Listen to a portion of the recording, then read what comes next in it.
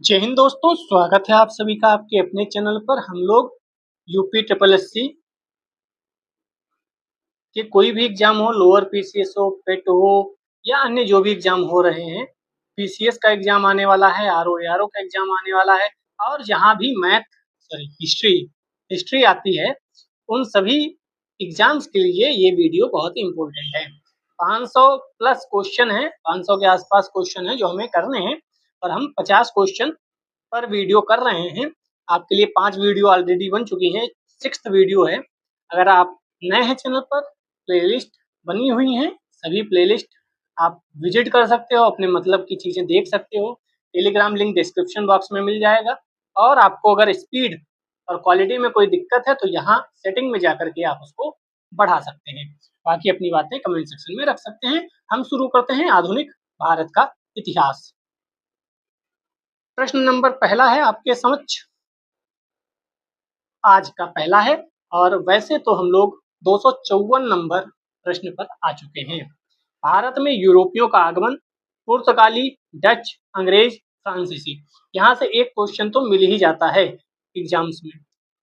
तो 254 नंबर प्रश्न, अगुआड़ा किला किस राज्य में स्थित है? अगुआड़ा किला महाराष्ट्र, केरल, तमिलनाडु, गोवा। गोवा में अगुआड़ा किला, किला से क्वेश्चन बहुत आप पूछे जाते हैं, आप जानते हैं। तो अगुआड़ा किला गोवा राज्य में है। इसका निर्माण किसने कराया था? पुर्तगालियों द्वारा। कौन सी नदी पर है? तो मांडोवी नदी पर है, क्योंकि आप जानते हैं कौन सा किला किस नदी पर है, कौन सा शहर किस नदी पर है, ऐसे प्रश्न भी पूछे जाने लगे हैं। ठीक है, तो कौन सी नदी? मांडोवी नदी। ठीक है, मांडोवी नदी। इसे मराठा और डच आक्रमणों से बचाने के लिए बनाया था। पुर्तगालियों ने बनाया था, मराठा और डच दोनों से बचने के लिए। चलिए आगे बढ़ते हैं। 255 नंबर प्रश्न, भारत में वीओसी यानी कि वेरी निगडे उष्टी नडिशे कंपेंगी का गठन निम्नलिखित में से किसके द्वारा किया गया था? ये डच कंपनी थी एक, वीओसी डच कंपनी थी। वीओसी आप जानते होंगे, इसका फुल फॉर्म आपने नहीं सुना होगा शायद। तो भारत में वीओसी का गठन 1602 डचों द्वारा किया गया था। 1605 ईस्वी में डचों ने आंध्र प्रदेश मसूलीपट्टनम में अपनी पहली फैक्ट्री, आप जानते हैं पहली फैक्ट्री भी पूछी जाती है, तो पहली फैक्ट्री इन्होंने स्थापित की। ये क्या क्या ले जाते थे? तो कपास, अफीम, नील, रेशम, चावल प्रमुख भारतीय वस्तुएं थी जिनका व्यापार डच करते थे। ठीक है, आगे बढ़ते हैं। 256, तो वीओसी किस कंपनी है? वीओसी डच कंपनी है। वीओसी डच कंपनी है। पुर्तगालियों द्वारा निर्मित बंदेल चर्च भारत के निम्नलिखित में से किस राज्य केंद्र शासित प्रदेश में है? गोवा, पुडुचेरी, पश्चिम बंगाल, ओडिशा। तो ये पश्चिम बंगाल में है। कौन सा चर्च? चर्च से भी कई बार प्रश्न पूछे गए हैं। पुर्तगालियों द्वारा निर्मित बंदेल चर्च, कौन सा? बंदेल चर्च भारत के पश्चिम बंगाल हुगली जिले के बंदेल शहर में स्थित है। इसकी स्थापना 1599 में की गई थी। यह भारत के सबसे पुराने चर्च में से एक है। इस चर्च को the basilica of the holy rosary के नाम से भी जाना जाता है। तो the basilica of the holy rosary Bandel church को ही कहते हैं, जिसका निर्माण पुर्तगालियों ने 1599 में कराया था। गुड, आगे बढ़ते हैं। 257, वास्को डी गामा का मकबरा भारत के निम्नलिखित में से किस स्थान पर है? पहले तो ये याद रखो कि वास्को डी गामा का मकबरा भारत में है। कहाँ है?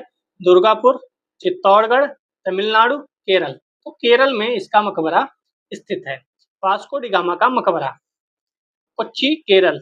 पुर्तगाल का नाविक था यूनो, जिसने 20 मई 1498, डेट भी याद रखना क्योंकि 1498 सबको पता है, तो अब थोड़ा सा भी टफ बनाने का प्रयास होगा तो 20 मई लिख कर देगा। कालीकट आया था और कालीकट में इसका स्वागत किस यहाँ के राजा ने किया था, ये अगर आप कमेंट सेक्शन में बताएंगे तो बहुत खुशी होगी। ठीक है, 258 पर चलते हैं। वर्ष में ईस्ट इंडिया कंपनी के जहाजों ने सूरत के पास स्थित स्वाली एस्चुरी में पुर्तगालियों को पराजित किया था।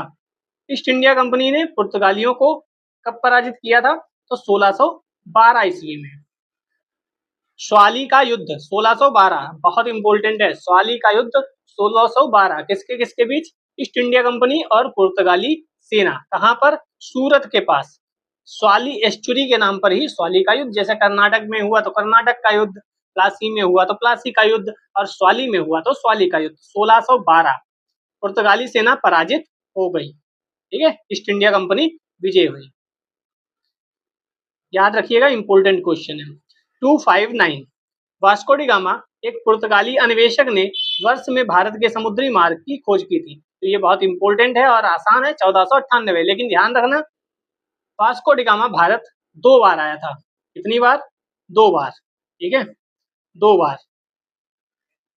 दूसरी बार कब आया ये आप कमेंट सेक्शन में बता सकते हैं। 260 दक्षिण भारत के किस राजा ने 1741 में पोला चेल की लड़ाई में डच ईस्ट इंडिया कंपनी को परास्त किया था? पोला चेल की लड़ाई, आप इंपॉर्टेंट लड़ाइयां जानते हैं, प्लासी का युद्ध, ये युद्ध, वो युद्ध, कर्नाटक युद्ध और सालबाई की संधि, लेकिन ये जो है ना पोला चेल की लड़ाई, ये टफ क्वेश्चन बनाएगा, तो ये भी आपको पता होना चाहिए। तो डच ईस्ट इंडिया कंपनी को इसने परास्त किया था, मार्तंड वर्मा। मार्तंड वर्मा का नाम तो सुना होगा, मार्तंड वर्मा का नाम सुना होगा। अनिजम तिरुनाल मार्तंड वर्मा ट्रावणकोर के राजा थे। उन्होंने 1741 में कोलाचेल की लड़ाई में डच ईस्ट इंडिया कंपनी को परास्त किया था। डच की कंपनी थी। इन्होंने अपनी सेना को पश्चिमी देशों की तर्ज पर प्रशिक्षित, आधुनिक हथियारों से सुसज्जित कर शक्तिशाली और आधुनिक बनाया था। मार्तंड वर्मा एक इम्पोर्टेंट पर्सन है हिस्ट्री में हमारी, और इनसे क्वेश्चन बनते रहते हैं। जो ना पता हो स्क्रीनशॉट ले लीजिए, नोट कर लीजिए, लेकिन क्वेश्चन यहाँ से आपको मिलेंगे। अंग्रेजों के खिलाफ भारतीय सैनिकों द्वारा पहला बड़े पैमाने पर विद्रोह, वेल्लोर विद्रोह किस वर्ष हुआ था? वेल्लोर विद्रोह, संथाल विद्रोह, ये सब बहुत इंपॉर्टेंट है। 12, 1800, 1813 या 1806? तो 1806 में हुआ था वेल्लोर विद्रोह। 1806 मद्रास राज्य के वेल्लोर शहर में ईस्ट इंडिया कंपनी के खिलाफ भारतीय सिपाहियों का बड़े पैमाने पर हिंसक विद्रोह, भारतीय सिपाहियों का है, ये भी ध्यान रखिएगा, भारतीय सिपाहियों का ही है हिंसक विद्रोह का पहला उदाहरण। इस विद्रोह के दौरान विद्रोहियों ने वेल्लोर किले पर कब्जा कर लिया, परंतु विद्रोह को जल्द ही दबा दिया गया। अंग्रेज विद्रोह खत्म जरूर कर देते थे थोड़े दिन बाद, क्योंकि उनके पास अत्याधुनिक हथियार थे, फौज थी, पैसा था। अगर नहीं मानते थे तो किसी को वहां लालच देकर खरीद लेते थे, किसी राजा को, किसी जमींदार को, किसी व्यक्ति को, और फिर उसकी भी सेना, मतलब वही है ना, पावर और पैसा। चलिए आगे बढ़ते हैं। 262 किस वर्ष में ईस्ट इंडिया कंपनी ने रणजीत सिंह के साथ अमृतसर की पहली संधि पर हस्ताक्षर किए? जितने क्वेश्चन पढ़े हैं उसमें सबसे ज्यादा इंपॉर्टेंट ये क्वेश्चन है, ये टॉपिक है, और यहाँ से प्रश्न जरूर बनना चाहिए। 1800 नहीं, 1806 नहीं, 1805 नहीं, 1809। अब देखो 1806 में भी हम कुछ पढ़ के आए थे और 1809 में ये पढ़ रहे हैं, तो अब आपको क्रोनोलॉजी भी समझ में आएगी, क्योंकि क्रोनोलॉजी से भी प्रश्न बनते हैं। तो 25 अप्रैल 1809 अमृतसर की संधि राजा रणजीत सिंह और अंग्रेजों के मध्य हुई थी। जब तक राजा रणजीत सिंह रहे, उन्होंने अपनी सूझबूझ से अंग्रेजों को अमृतसर की तरफ नहीं आने दिया, अपने एरिया की तरफ नहीं आने दिया, संधि कर ली और जो भी चीजें थी। लेकिन जैसे ही राजा रणजीत सिंह जाते हैं, अंग्रेज पंजाब पर कब्जा करने की सोचने लगते हैं, क्योंकि अंग्रेजों को भी पता था राजा रणजीत सिंह बहुत ज्यादा शक्तिशाली थे और बहुत ज्यादा समझदार व्यक्ति थे। उन्हें पता था मुझे कब क्या करना है, उनकी सेना सुसज्जित थी। ठीक है, इस संधि पर मेटकॉफ और रणजीत सिंह जी ने हस्ताक्षर किए। संधि की शर्तों के अनुसार ये प्रश्न बन चुका है, सतलज नदी के दोनों राज्यों की सीमा, यानी सतलज नदी के ऊपर वाला जो क्षेत्र है, इधर वाला जो क्षेत्र है वह पंजाब है और वह इसके अंडर में रहेगा रणजीत सिंह के, और इसके नीचे वाला क्षेत्र में ब्रिटिश इंडिया कंपनी यानी ब्रिटेन इंडिया कंपनी यानी कि ईस्ट इंडिया कंपनी अंग्रेज रह सकते हैं। सतलज के पूर्व के राज्य अब अंग्रेजों के पास, और इस समय जो मिंटो प्रथम है वो भारत का गवर्नर जनरल था। तो ये मिंटो भी पूछा जा सकता है कि उस समय कौन गवर्नर जनरल हुआ करता था। 263 नंबर प्रश्न, बक्सर के युद्ध के बाद ईस्ट इंडिया कंपनी मुगल सम्राट को प्रतिवर्ष कितना का भुगतान करने के लिए सहमत हुई? तो ईस्ट इंडिया कंपनी ने मुगल सम्राट से कहा कि हम आपको 26 लाख, कितना? 26 लाख। इलाहाबाद की संधि होती है यहाँ पर।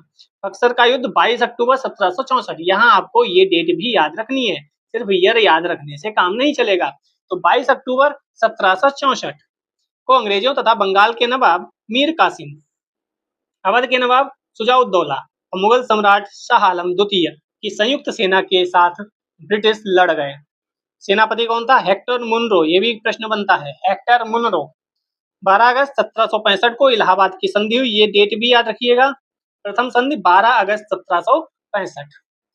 26 लाख रुपए प्रतिवर्ष मुगल सम्राट को देने के लिए सहमत हो गए। 12 अगस्त 1765, 22 अक्टूबर 1764, दोनों याद रखिएगा। 264, निम्नलिखित में से कौन सा पुर्तगाली उपनिवेश नहीं था? नहीं पे सर्किल करो तुरंत। कौन सा नहीं था? बंबई, मछलीपट्टनम, हुबली, चौल। पुर्तगाली कहाँ नहीं गए? तो पुर्तगाली मछलीपट्टनम में नहीं गए। पुर्तगालियों को मछली पसंद नहीं थी, आप ऐसे याद कर सकते हो। पुर्तगालियों को मछली पसंद नहीं थी, पुर्तगालियों को मछली पसंद नहीं थी, पुर्तगालियों को मछली पसंद नहीं थी। अब आप भूलेंगे नहीं। तो मछलीपट्टनम पुर्तगाली उपनिवेश कभी नहीं था, यहाँ डचों का उपनिवेश था, जबकि अन्य सभी पुर्तगाली उपनिवेश थे। पुर्तगाली उपनिवेश कौन कौन है? दीव है, दमन है, ठीक है, बॉम्बे है, गोवा है, कन्नौर है, कालीकट है, कोचीन है, कोलंबा है, गैले है, सतारा है, नागपट्टनम है। आप इसमें से सतारा है, जैसे कोचीन है, कोचीन तो आपको पता ही होगा, कालीकट तो आया ही था वो, ठीक है, ये सब आपको याद ही होंगे, ये तो आपको याद ही है, गोवा, दमन, दीव। 265, भारत में काजू का प्रथम परिचय किन लोगों ने कराया? तो पुर्तगाली बहुत कुछ लाए थे बाहर से, और पुर्तगाली बहुत कुछ चीजों से परिचय भी कराया है पुर्तगालियों ने। पुर्तगाली बहुत इंपॉर्टेंट है। भारत में काजू का प्रथम परिचय किन लोगों ने कराया? पुर्तगालियों ने कराया। याद कर लो, यहाँ से भी प्रश्न बनते हैं। तो पुर्तगालियों की महत्वपूर्ण देन जो है कृषि में, वह तंबाकू, प्रश्न बन चुका है, मूंगफली, आलू भी, लाल मिर्च, मकई यानी मक्का, टमाटर। आलू टमाटर तो पुर्तगाली लाए थे भाई, अगर ये ना आते तो आलू टमाटर कैसे खाते? शकरकंद, चीकू, काजू, अमरूद। अमरूद भी हमारे यहाँ का नहीं है, यही बताए थे कि अमरूद होता है। पाइनएप्पल भी, शरीफा भी। इसके अलावा भारत में पहली बार प्रिंटिंग प्रेस का प्रयोग, जहाज निर्माण उद्योग, ये सब भी पुर्तगालियों की देन है। सबसे मजेदार तो यही है, आलू टमाटर, समझ रहे हैं आप? तम्बाकू, मूंगफली, अमरूद, पाइनएप्पल, शरीफा, शकरकंद, चीकू, काजू। याद रहेगा? अब क्वेश्चन यहाँ से बन जाते हैं। 266 नंबर प्रश्न, पहली डेनिश ईस्ट इंडिया कंपनी ने अपना परिचालन किस वर्ष में शुरू किया? यहाँ से यूपीएससी ने भी प्रश्न बनाया है हाल फिलहाल में, यूपीएससी प्री आईएएस के एग्जाम में। पहली डेनिश ईस्ट इंडिया कंपनी ने अपना परिचालन किस वर्ष शुरू किया? तो डेनिश जो थी ना, वो 1616। सबकी याद कर लो कि पुर्तगाली कब आए, फ्रेंच कब आए, डच कब आए, डेनिश कब आए, ब्रिटिश कब आए, ठीक है, और कौन बचा? तो इन सब की पहली फैक्ट्री कब लगी, कहाँ लगी, कब आए, ये सब चीजें आपको याद होनी चाहिए। डेनमार्क के राजा क्रिश्चियन फोर ने एक चार्टर के माध्यम से 1616 में Danish East India Company, Danish ही डेनमार्क है, की स्थापना की और 1616 में इन्होंने काम प्रारंभ किया। इसके उपरांत ये तमिलनाडु के ट्रंकेबार 1620 में अपनी कंपनी यानी कि पहले फैक्ट्री लगाते हैं। कहाँ? तमिलनाडु के ट्रंकेबार 1620। फिर ये बंगाल के सेरामपुर में भी जाते हैं, दूसरी फैक्ट्री लगाते हैं, और सभी फैक्ट्रियां ब्रिटिश कंपनी को इन्होंने 1845 में बेच दी और भारत से चले गए। इन्हें पता चल गया कि भाई यहाँ काम बढ़िया चल नहीं पाएगा, चलो चलो 1845 में इन्होंने बेच दी। ये ईयर इम्पोर्टेंट है, ये ईयर इम्पोर्टेंट है। 267, बक्सर के युद्ध के बाद किसके नवाब ने इलाहाबाद और कड़ाका को मुगल सम्राट को सौंप दिया? तो कौन से नवाब हो सकते हैं? क्या भोपाल का कोई लेना देना था, बनारस का लेना देना था, बहावलपुर का लेना देना था? नहीं भाई, अवध था, अवध था। तो अवध के जो नवाब थे, उन्होंने इलाहाबाद और कड़ा, दो जिले मुगल सम्राट को दे दिए, ठीक है, और कंपनी 26 लाख वार्षिक पेंशन मुगल सम्राट को देगी। मुगल सम्राट बंगाल, बिहार, उड़ीसा की दीवानी कंपनी को प्रदान करेंगे, ठीक है। बक्सर में युद्ध के पश्चात 12 अगस्त 1765 को इलाहाबाद की संधि हुई। कौन कौन था? क्लाइव था, और अवध के नवाब सुजाउद्दौला थे, और शाह आलम द्वितीय था। देखो, लड़ने कोई और आया था, और ये जो संधि थी वह क्लाइव ने की थी। लड़ने कौन आया था वो ऊपर हम पढ़ चुके हैं। क्या हेक्टर मुनरो था? चलिए 268। वास्को डी गामा किस वर्ष कालीकट पर आया? बहुत इजी क्वेश्चन है। कहाँ गया? 1498। एक बात और ध्यान रखिएगा, वास्को डी गामा पहले आया है, बाबर बाद को आया है। तो यूरोपियन की एंट्री पहले हुई है और बाबर 1526 में आकर के मुगल सल्तनत की स्थापना करता है, ये भी ध्यान रखिएगा। इसे समुद्री मार्ग में अब्दुल मजीद नामक गुजराती पथ प्रदर्शक ने उत्तमासा अंतरीप को पार करके भारत पहुंचने के लिए बताया था। तो इनका भी याद रखना, कई बार क्वेश्चन पूछा जा चुका है इनके ऊपर भी। हो सकता है वो पूछ दें टफ बनाने के लिए, क्योंकि इजी इजी इजी तो आपको आता है, ठीक है। 1498 आपको आता है, क्या पूछेंगे थोड़ा टफ। मराठा साम्राज्य के बारे में पढ़ लेते हैं। 269। मुगल साम्राज्य के पतन के बाद 1803 में अंग्रेजों द्वारा आगरा शहर कब्जा करने से पहले किस सत्ता का नियंत्रण था? इम्पोर्टेंट है, क्योंकि देखो हाल फिलहाल में भी पूछा गया है, जो वीपीओ परीक्षा हुई 2025 में, तो ये मराठा के अंतर्गत था आगरा। कौन सा? आगरा शहर 1803 में मराठा के अंतर्गत आता था।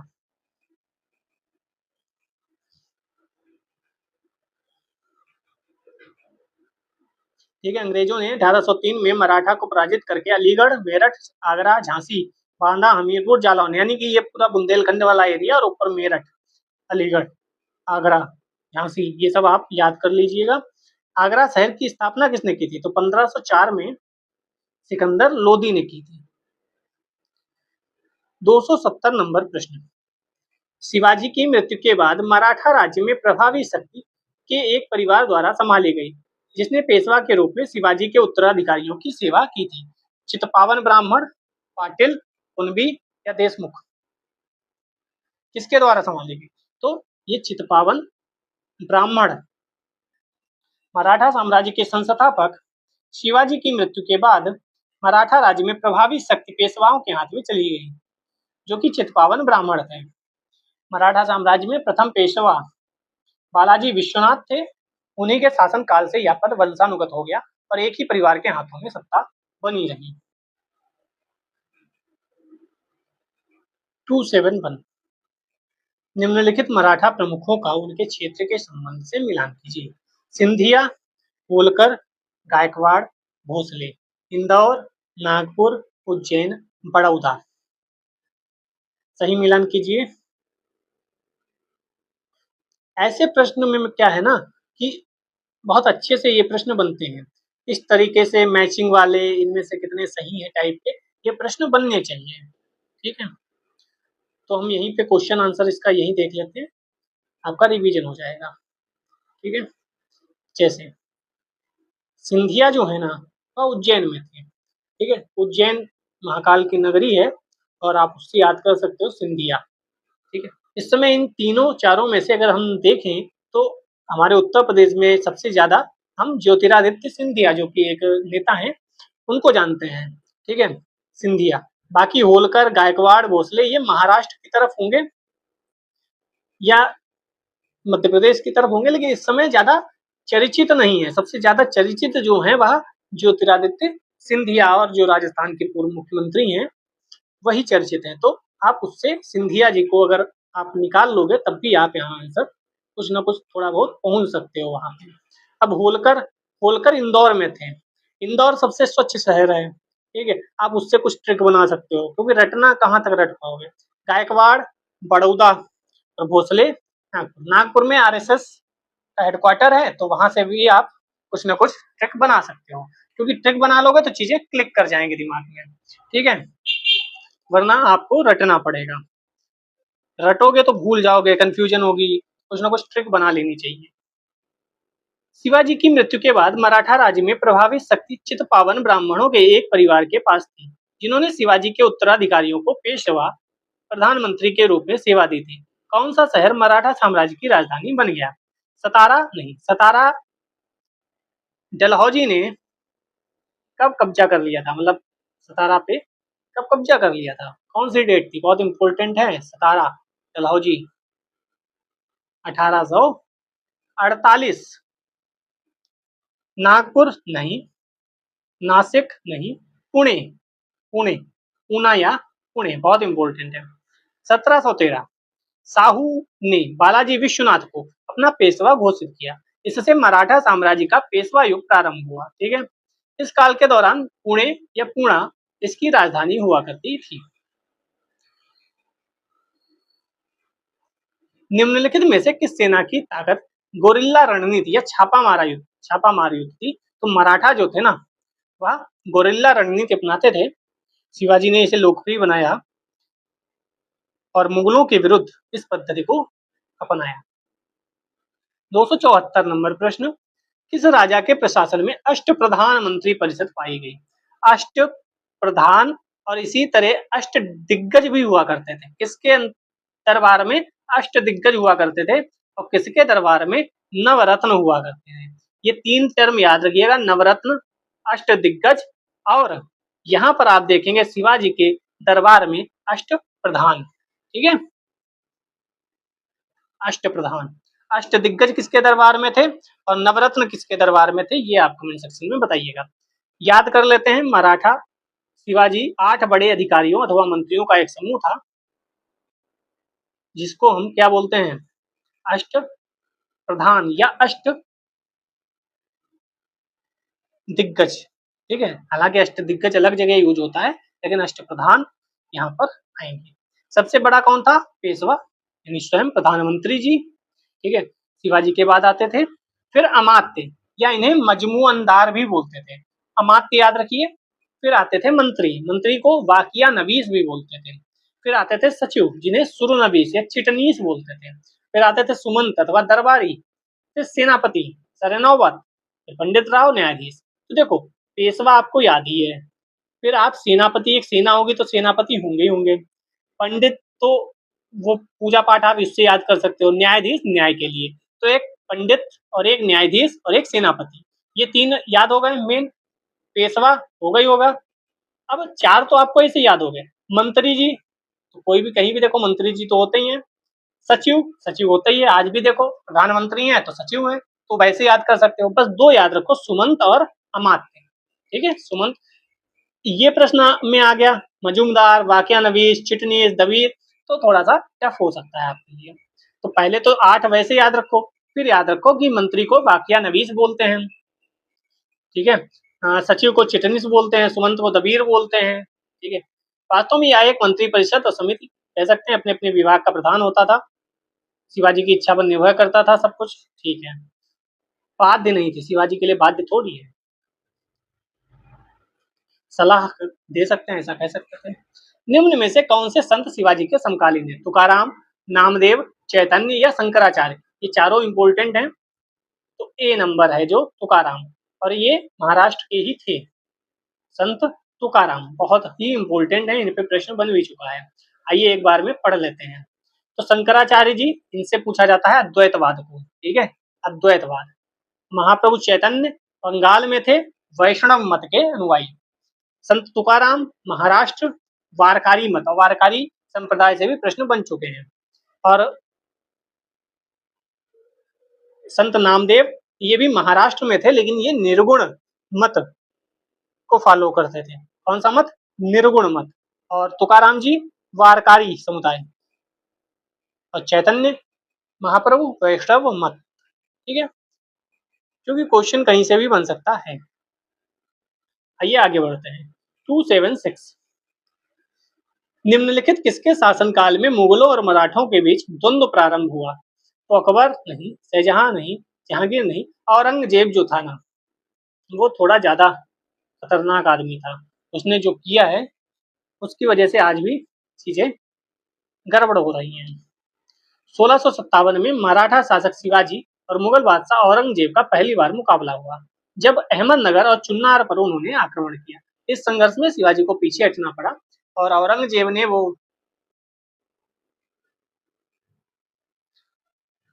कई मंदिरों को भी तोड़ा था, और उस वजह से ये याद किए जाते हैं। औरंगजेब के समय में बहुत ज्यादा पैसा खत्म हुआ, और इसके बाद ही कहा जाता है कि धीरे धीरे डिक्लाइन भी शुरू हो गया, क्योंकि इसके बाद जो भी मुगल सम्राट आए वो सब ऐसे ही थे। स्वतंत्र राष्ट्र मैसूर, बंगाल, पंजाब, अवध के कुछ क्वेश्चन देख लेते हैं। 277 अवध के शासन के अंतिम चरण में कानपुर का निर्माण कई गांवों को मिलाकर किया गया, निम्नलिखित में से गांव उन एक नहीं था। मतलब 3 गांवों को मिलाकर कानपुर बना था, ऐसा कह सकते हैं आप, और उनमें से कौन सा एक नहीं था, ये भी अभी एग्जाम में पूछा गया है। तो आप देखते हैं बिठूर जो है ना वो अलग से एक बड़ा नाम है, तो बिठूर नहीं था इसमें, बाकी थे। कौन कौन से थे ये देख लेते हैं। एक तो था सीमा मऊ, ठीक है, एक था कुरस्वाम, एक था पटकापुरा और एक था जूही, जबकि बिठूर इसमें शामिल नहीं था। कानपुर का मूल नाम बहुत पूछा जाता है यूपी स्पेशल में। कानपुर का मूल नाम था कान्हपुर, ठीक है। 4 गांवों को मिलाकर के कानपुर बना था। अब 4 गांव कौन कौन से थे, तो सीमा मऊ, कुरस्वाम, पटकापुरा और जूही। 278 पे चलते हैं। भारत के किस राज्य पर डलहौजी द्वारा कब्जा करना ब्रिटिश आक्रमण का सबसे अनुचित कार्य था? तो जयपुर, झांसी, सतारा सब जगह कब्जा कर लिया था, लेकिन अवध में कुशासन का आरोप लगाकर, जो कि सही नहीं था, लेकिन फिर भी उसने 1856 में कुशासन का आरोप लगाया और एक रिपोर्ट के आधार पर, उस रिपोर्ट का नाम आप कमेंट सेक्शन में बताइएगा, रिवाइज किया होगा आपने। उस समय अवध का नवाब जो था वह वाजिद अली शाह था और देवगत सिद्धांत के लिए ये प्रसिद्ध है डलहौजी। लेकिन यहाँ जो था ना इसका जादू नहीं चला, तो इसने कुशासन का आरोप लगाया। 279 श्रीरंगपट्टनम की संधि पर हैदराबाद के निजाम टीपू सुल्तान निम्नलिखित में से किस ब्रिटिश गवर्नर जनरल के बीच हस्ताक्षर किए गए थे?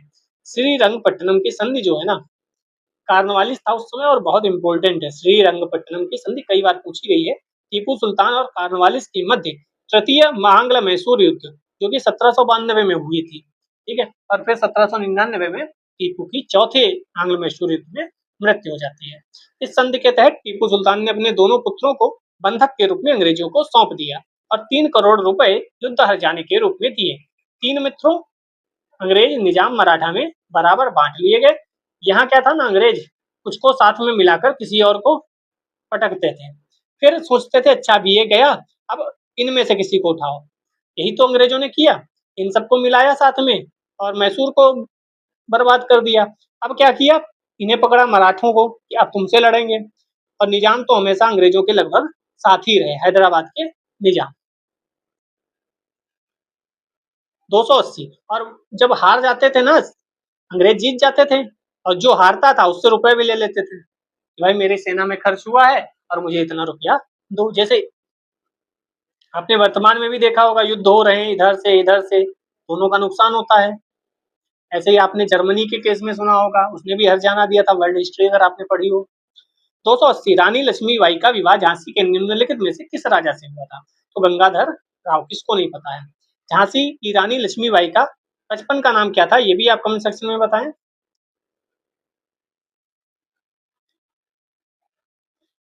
रानी लक्ष्मीबाई का जन्म काशी यानी वाराणसी में एक मराठा ब्राह्मण परिवार में हुआ था। 281 नंबर प्रश्न, सिराजुद्दौला किस युद्ध में अंग्रेजों से पराजित हुआ था? तो बक्सर के युद्ध नहीं, बांडीवास नहीं, प्लासी। प्लासी में सिराजुद्दौला 1757, प्लासी। बक्सर 1764, वांडीवास 1760। फ्रांसीसी और अंग्रेजी सेना के मध्य 1760 में वांडीवास का युद्ध होता है और तीनों इंपोर्टेंट हैं और तीनों में अंग्रेज विजयी हुए। 282 श्रीरंगपट्टनम का ऐतिहासिक शहर जिस टीपू सुल्तान उसके पिता हैदर अली की कब्रों का घर माना जाता है, निम्नलिखित किस शहर से लगभग 15 किलोमीटर दूर है? तो कितनी दूर, मतलब सिंपल सा है ना, आप जानते हैं मैसूर में टीपू सुल्तान और हैदर अली थे, तो मैसूर से ही दूर होगा। टीपू सुल्तान 1799 में युद्ध करते हुए श्रीरंगपट्टनम में शहीद हुए। पिता हैदर अली की कब्र दोनों की श्रीरंगपट्टनम में बनी है। मैसूर का शेर भी टीपू सुल्तान को कहा जाता है। 283 टीपू सुल्तान कहाँ का शासक था? मैसूर का था, ठीक है, और कुछ इसमें इंपॉर्टेंट नहीं है, आगे बढ़ते हैं क्योंकि वो सब पढ़ चुके हो आप। 284 ब्रिटिश शासन को भारत से उखाड़ फेंकने के लिए इनमें से किसने फ्रांसीसियों से मदद मांगी थी? फिर वही टीपू सुल्तान। ठीक है, स्वतंत्रता का वृक्ष लगाया, जेकोबिन क्लब का सदस्य था, फ्रांसीसियों से मदद मांगी, ये सब इन्होंने किया, सेना बनाई थी बढ़िया। श्रीरंगपट्टनम की लड़ाई में अंग्रेजों ने किसे पराजित किया? श्रीरंगपट्टनम तो टीपू सुल्तान को, तृतीय और चतुर्थ टीपू सुल्तान। 1792 में संधि हुई और इस संधि के तहत टीपू सुल्तान अंग्रेजों को अपने राज्य का आधा भूक्षेत्र, उनके साथी मराठा निजाम को कुछ भाग देना पड़ा, मतलब वही सब। ठीक है, 3 करोड़ की मांग भी की और तुरंत नहीं दिया तो कॉर्नवालिस ने दोनों पुत्रों को बंधक बना लिया। 1799 के चौथे आंग्ल मैसूर युद्ध में टीपू सुल्तान की मृत्यु होती है। वाडियार वंश के बालक कृष्णराज को राजा बना दिया जाता है और उस पर वेलेजली ने सहायक संधि थोप दी। ठीक है, ये तो ऐसे बिठा दिया गया कि कम से कम जनता को ये लगे मेरा राजा है, डेट सेट।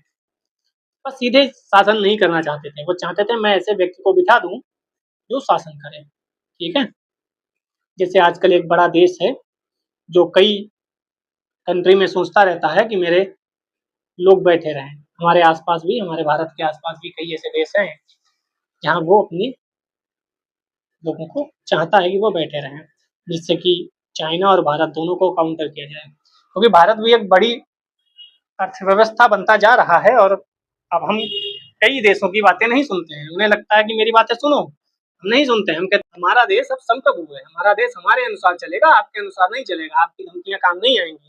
लेकिन कूटनीतिक चीजें कूटनीति के तरीके से कही जाती हैं, ना कि आक्रोशित होकर। और सरकार देखती है, लेकिन हमारे आसपास कुछ लोग हैं जो कटोरा लेकर चले जाते हैं और फिर वो उनकी बातें सुनते हैं। समझ रहे हैं ना आप? हाँ। निम्नलिखित में से कौन अवध का प्रथम नवाब था? तो प्रथम नवाब जो था ना वह सआदत खान था। प्रथम नवाब आपको याद रखना चाहिए सआदत अली खान, और अंतिम नवाब वाजिद अली शाह। तो दोनों बहुत इंपॉर्टेंट हैं। अवध के प्रथम नवाब सआदत अली खान, अंतिम वाजिद अली शाह। गुड। 287। सोचो, पड़ोसियों को शर्म तक नहीं आती, इतनी बेइज्जती उनकी पूरे भारत में, पूरे विश्व में, पूरे जहां देखो वहां बेइज्जती होती है, लेकिन फिर भी अपने देश को सुधार नहीं पा रहे। इनमें से किस लड़ाई में अंग्रेजों ने बंगाल के नवाब सिराजुद्दौला को हराया था? तो अभी हम लोग जानते हैं 1757 पढ़ के आए हैं, क्लाइव और सिराजुद्दौला के मध्य होता है। मीर जाफर धोखाधड़ी कर देता है। भारत की सबसे बड़ी समस्या यही रही कि कोई ना कोई धोखा दे देता है और हम फंस जाते हैं। आज भी कई बार लोगों के मुंह से सुनते होंगे कि हमारे देश में ही दुश्मन छुपे बैठे हैं।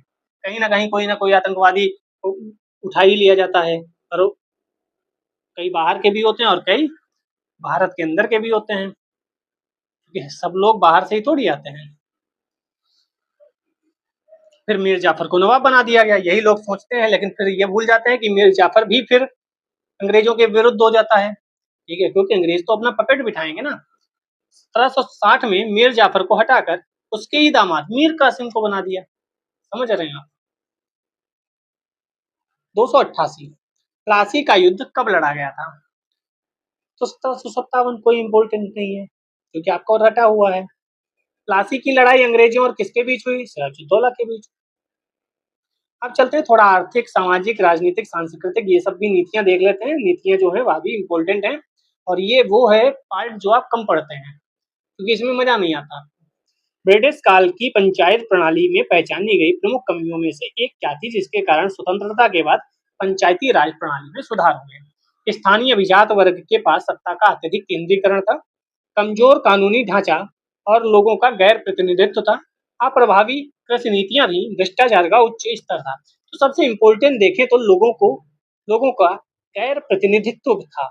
ठीक है, कानूनी ढांचा भी कमजोर था और लोगों का गैर प्रतिनिधित्व था। ब्रिटिश काल की पंचायत प्रणाली में पहचानी गई प्रमुख कमियों में एक कमजोर कानूनी ढांचा और गैर प्रतिनिधित्व था, जिसके कारण हमें पंचायती राज प्रणाली में सुधार करना पड़ा। 1882 में रिपन ने स्थानीय स्वशासन, निर्वाचित प्रतिनिधियों की अवधारणा को पेश किया था। इसीलिए रिपन को स्थानीय स्वशासन का जनक भी माना जाता है। और ये व्यापक नहीं हुआ, सभी स्तरों पर लोगों को उचित प्रतिनिधित्व नहीं था, तभी हमने बात को अपना स्वयं का चीजें बनाई। ठीक है, आगे बढ़ते हैं, कोई इतना इम्पोर्टेंट नहीं है। निम्नलिखित में से किस स्थान पर 1818 में फोर्ट ग्लोस्टर में हेनरी गॉगर द्वारा पहली भारतीय सूती मिल की स्थापना की गई? कोलकाता, याद रखिएगा। किसके द्वारा? 1818 में फोर्ट ग्लोस्टर में हेनरी गॉगर द्वारा, कहाँ, कब, कैसे, किसने पहली भारतीय सूती मिल की स्थापना, सूती मिल कोलकाता में हुई। किंतु भारत की पहली आधुनिक सूती कपड़ा मिल 1854 बंबई में कावासाजी नानाभाई डाबर द्वारा की गई थी। तो ध्यान देना, पहली आधुनिक सूती कपड़ा मिल, पहली पहली पहली आधुनिक सूती कपड़ा मिल, और यहाँ पहली भारतीय सूती मिल, आधुनिक नहीं। आधुनिक बोलेगा तो आप बंबई लगाओगे, 1854 लगाओगे, गुड। आधुनिक, और कावासाजी नानाभाई डाबर, ठीक है। और आधुनिक नहीं बोलेगा तो आप फोर्ट ग्लोस्टर में हेनरी गॉगर 1818 में, गुड। आगे बढ़ते हैं। 292 नंबर प्रश्न, डलहौजी ने भारत में ब्रिटिश साम्राज्य के लिए अवध को कब्जे में लिया। कुशासन का, राज्य में अव्यवस्था या कुशासन के माध्यम से, ठीक। हाँ, ये मैं जो रिपोर्ट बता रहा था वह आउटरम, विलियम जेम्स आउटरम की रिपोर्ट थी, और उसने कुशासन का आरोप लगाया और हड़प लिया, ठीक। ये याद रखिएगा, विलियम जेम्स आउटरम की रिपोर्ट। 293, ब्रिटिश ने निम्नलिखित में से किस भाषा को भारतीय समाज में प्रस्तुत करने की उत्सुकता दिखाई थी? तो अंग्रेजी आज भी चल रही है,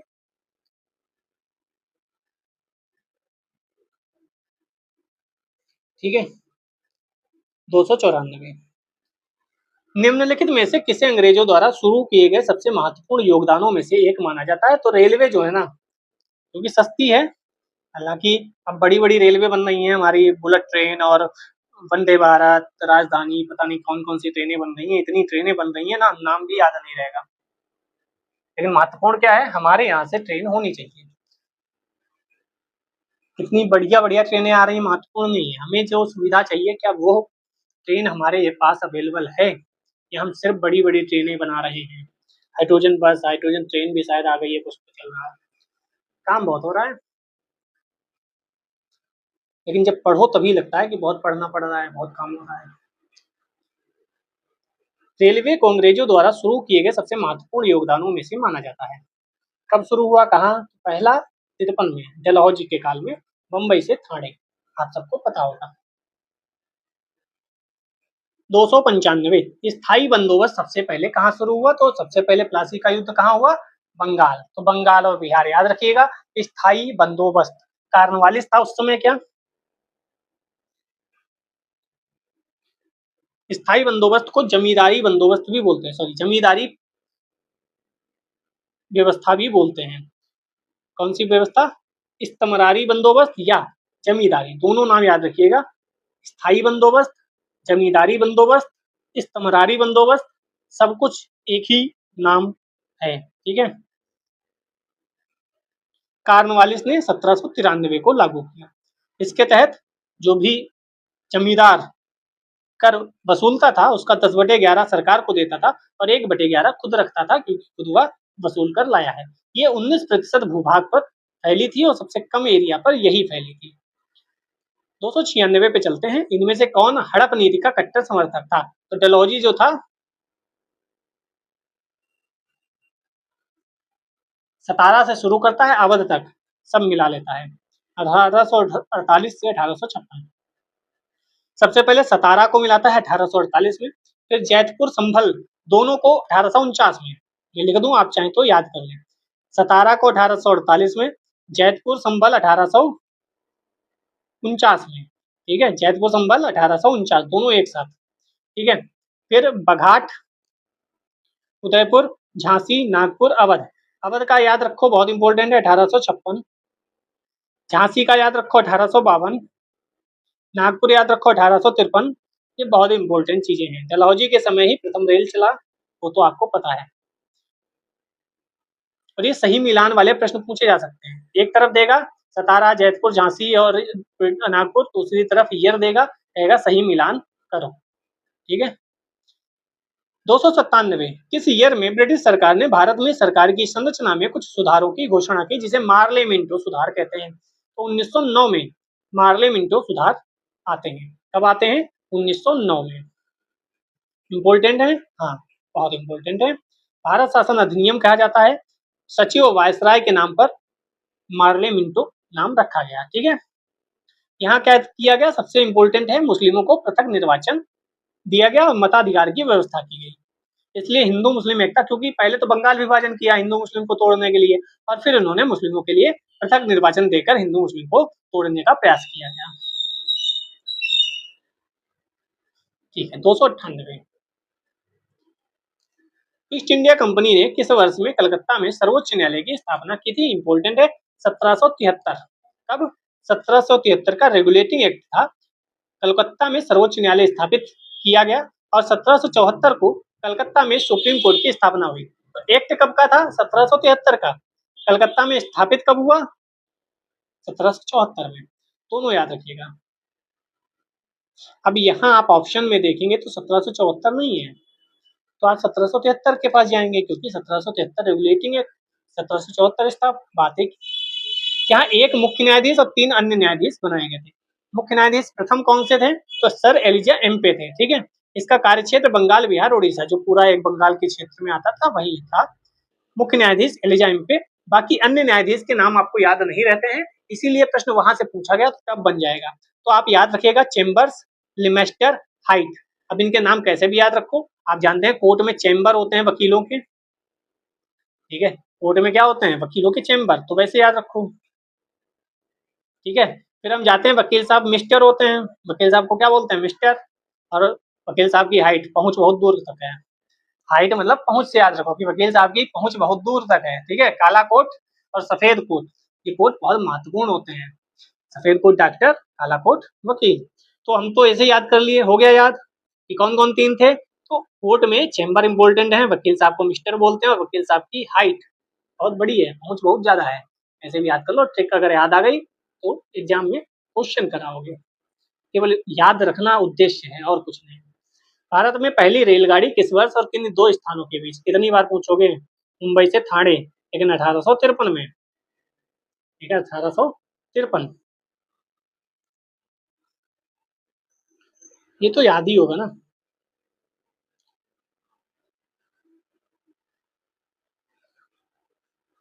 300 नंबर प्रश्न। भारत में सबसे पहली जनगणना, जितने स्टार बनाओ इम्पोर्टेंट है। क्यों? क्योंकि जनगणना हो रही थी, जनगणना की चर्चाएं चल रही हैं, तो हो सकता है पहली जनगणना आपसे पूछ ली जाए। ये 1872 में हुई, और फिर 1881 से हर 10 वर्ष बाद होने लगी। 1872 में पहली जनगणना पूछी जाए, तो 1872 मेयो के कार्यकाल में, लेकिन हर 10 साल बाद, जो इस समय आप देख रहे हैं, तो ये कोरोना की वजह से लेट हो गई, वरना हर 10 साल बाद जनगणना होती है। तो नियमित जनगणना की शुरुआत 1881 में रिपन के कार्यकाल से हुई। ठीक है, अभी तक जो 2011 की जनगणना थी, वो भारत की 15वीं जनगणना थी, और स्वतंत्र भारत की 7वीं, यानी कि जो हो रही है या होने वाली है या हो रही हो, जो भी हो, वह 16वीं है। ठीक है, 16वीं। और स्वतंत्र भारत की देखें तो आधा कर दो, 8वीं। जो हो रही है, क्योंकि 2011 वाली कौन सी थी? 15वीं और 7वीं। ठीक है, चलिए। 301 1866 में भारत के संदर्भ में चर्चा करने और भारतीय कल्याण को बढ़ावा देने के लिए ब्रिटिश सार्वजनिक अधिकारियों को प्रभावित करने के लिए लंदन में ईस्ट इंडिया एसोसिएशन का आयोजन किसने किया था? ये भी इंपॉर्टेंट है, कई बार एग्जाम में आ गया है। ये आप कमेंट सेक्शन में बताइएगा, क्योंकि 300 हो गए हैं और हम 500 जल्दी आपको प्रोवाइड करा देंगे। प्लेलिस्ट बनी हुई है। जय हिंद, जय भारत।